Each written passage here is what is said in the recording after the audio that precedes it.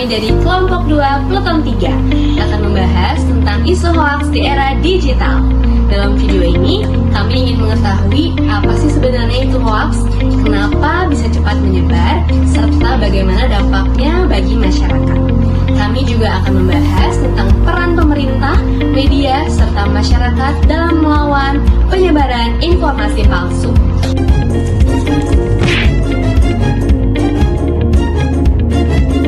Oke, pertanyaan pertama nih. Ya, Menurut Ayah gimana sih cara bedain berita itu hoax apa bukan? hoax itu adalah berita bohong. Jadi kita harus lihat dulu berita itu bisa dipercaya atau tidak. Jadi kita tidak usah dulu percaya dengan hoax karena harus lihat dulu berita itu sumbernya dari mana, asal dari mana, dan kita bisa mencari atau melihat dari orang-orang yang dari komennya apakah itu hoax, karena hoax itu adalah berita yang menyesatkan. Kalau gitu kasih tahu dong ya tipsnya biar kita nggak gampang ketipu sama hoax. Itu gampang aja ya. Kalau berita hoax itu kita lihat dari sumber yang siapa yang itu dibicarakan, terus dari mana itu sumbernya, dan harus dilihat juga siapa yang berkatanya. Jadi jangan dulu percaya. Membedakan hoax atau tidak itu biasanya kalau hoax itu dia orangnya itu menggebu-gebu supaya bisa dipercaya, emosional, dan juga bagaimana dia tuh bisa menggiring opini orang lain supaya bisa dia percaya. Oke. Terus menurut Ayah nih, pemerintah punya peran penting nggak sih untuk mengatasi hoax ini? Itu harus punya peran penting pemerintah, karena sekarang kan zaman digitalisasi ya. Jadi sebenarnya itu hoax itu bisa gampang untuk dicari sumbernya. Karena kadang-kadang hoax itu orang itu ada percaya bisa langsung 100% dengan hoax itu dan tidak. Jadi pemerintah di situ harus bisa menanggulangi hoax itu, jangan sampai menyebar kepada hal yang lebih buruk. Begitu.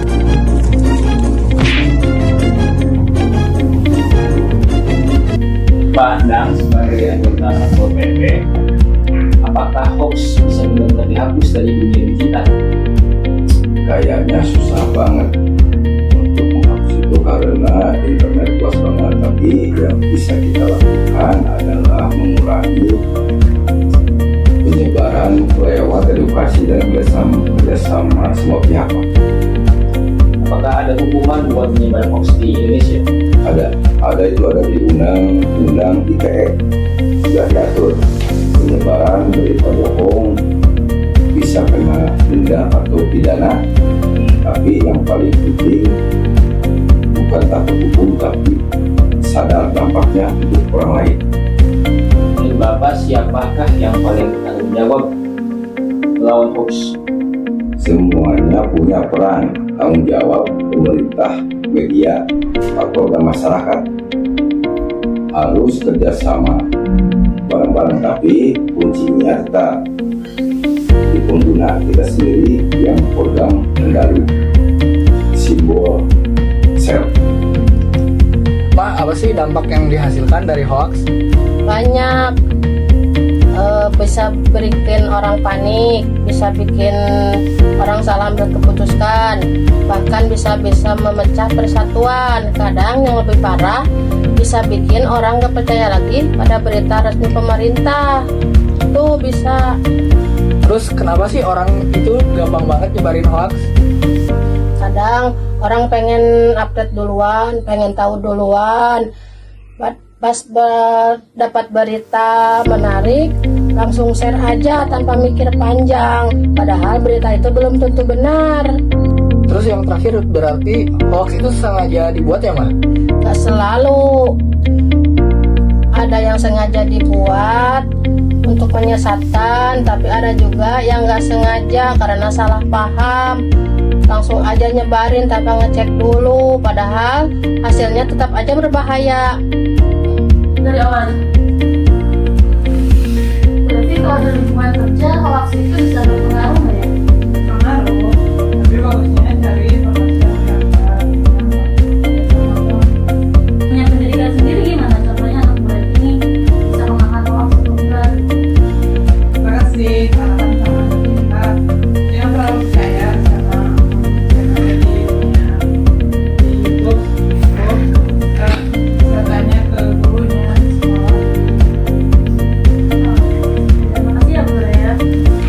Assalamualaikum warahmatullahi wabarakatuh. Pada kesempatan kali ini, saya akan mewawancarai Ibu Kasubag Kepegawaian dan Umum pada Kecamatan Wanayasa. Pertama, menurut Ibu, apa media sosial itu punya pengaruh besar pada penyebaran hoax? Tentu ya, itu besar banget. Karena di media sosial itu udah kayak jalan tol aja lagi gitu kan. Sekarang misalkan viral, udah susah tuh dikendaliin. Kemudian kayak platform X, TikTok, IG gitu ya, WhatsApp, itu bisa banget tuh jadi tempat yang subur gitu kan untuk penyebaran berita-berita hoax kayak gitu tuh. Oh, baik. Lanjut ke pertanyaan kedua, yaitu apakah ada hoax yang sempat bikin heboh di Indonesia belakangan ini? Banyak, salah satunya misalkan ketika waktu kita pemilu tuh, nah di situ kan udah mulai tuh banyak-banyak isu-isu siapa calonnya, kemudian isu politiknya seperti apa, kemudian juga hasil suaranya yang bagaimana gitu ya, sampai itu tuh bisa bikin orang tuh karena berbeda pendapat dan segala macam jadi ribut tuh karena hoax kayak gitu tuh. Oh iya, benar-benar. Lalu terakhir, bagaimana dengan skala internasional? Hoax apa saja yang pernah viral pada saat itu? Nah, kalau yang tarafnya internasional, Ibu masih ingat tuh tentang COVID tuh. COVID itu jadi banyak orang yang takut untuk vaksin gitu kan, karena mikir-mikir banyak hoax begini begitu, sampai dengan ada obat ajaib gitu kan, seperti itu. Banyak lah pokoknya. Siap. Terima kasih Ibu Kasubag telah menyempatkan waktu untuk wawancara. Baik, wassalamualaikum warahmatullahi wabarakatuh. Bagaimana caranya kita ngajarin orang tua yang kadang suka percaya berita dari WA?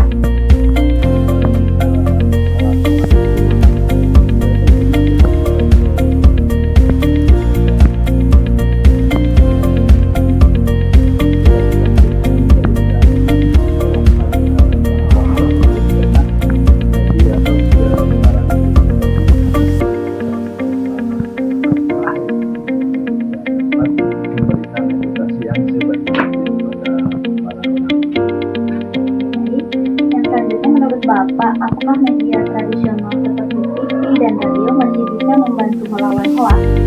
Oh, banyak sekali manfaatnya. Memang dari tadi ya menjelaskannya, kita harus mengimplementasikan dari televisi, media-media cetak itu sebagai media untuk melawan hoax tersebut, dan kita punya edukasi tersendiri tentang melawan hoax dan bisa memberi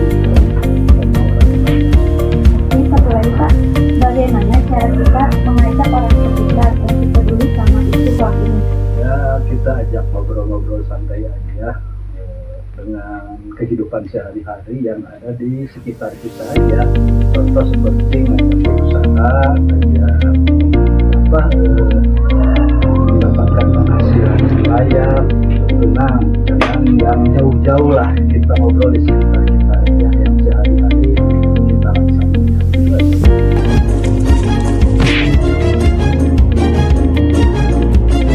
Bumi, ada nggak pesan khusus untuk anak muda soal bahaya hoax? Ya, untuk generasi muda ya Bi, pesannya itu pandai-pandailah dalam bermedia sosial, dan mereka harus pandai dalam memfilter informasi, karena kan tidak semuanya informasi yang ada di media sosial itu benar. Jangan hanya asal screenshot langsung sebar begitu aja ya Bi, harus memfilter 100% kebenarannya, karena kan generasi muda ini memiliki kekuatan yang sangat besar untuk mempengaruhi orang lain di media sosial. Oke Mi, Abi pengen tahu kunci utama biar kita tidak kena hoax. Oke, kunci utamanya sih ada dalam kesadaran diri sendiri. Kalau setiap orang sadar dalam tanggung jawabnya bermedia sosial itu dapat membedakan fakta ataupun opini belaka, maka dunia digital akan bebas dari hoax. Mohon izin Ibu, saya ingin melakukan wawancara. Menurut Ibu, sebenarnya apa yang dimaksud dengan hoax itu? Hoax itu yang pastinya adalah berita bohong atau palsu. Tujuannya apa? Yang pastinya untuk menyesatkan informasi yang didapatkan dari si pendengar atau pembaca. Tujuannya apa? Ya tentu untuk terjadinya kesalahpahaman yang lebih besar. Ya. Apa ya hoax bisa jadi isu global yang serius banget sekarang? Kenapa hoax bisa jadi isu yang sangat global? Karena kan kita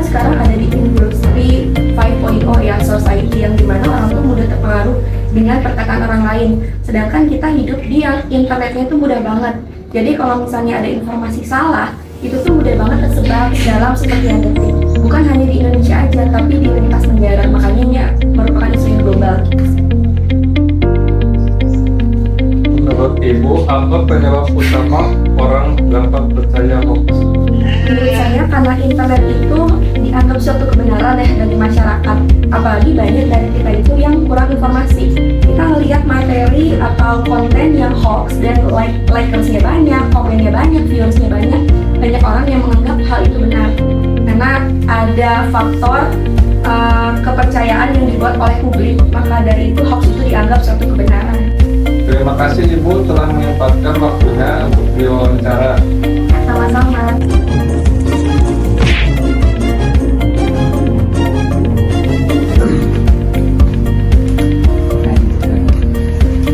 Saya Pak Alvin, saya izin mau bertanya, di era globalisasi ini sendiri, sekarang lagi maraknya terkait tentang AI, terus pemalsuan. Bagaimana sih tanggapan Bapak Alvin sebagai guru terkait tentang AI dan pemalsuan? Baik, kalau menurut saya tentang AI ini sangat membantu ya, apalagi saya sendiri membuat perangkat pembelajaran dibantu juga oleh AI program. AI ini ada manfaatnya, tapi di samping ada manfaatnya juga ada dampak negatifnya.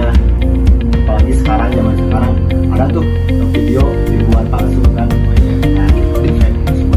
Nah, kalau menurut saya perlunya edukasi yang lebih mendalam terhadap penggunaan AI serta cara membedakan mana nih videonya asli atau videonya palsu yang dibuat AI. Ya berarti menurut Bapak Alvin AI itu banyak manfaatnya, tapi di sisi lain ada kekurangan juga. Betul. Perlu adanya Edukasi pengembangan lebih lanjut lagi. Oke, terima kasih Bapak Alvin. Terima kasih.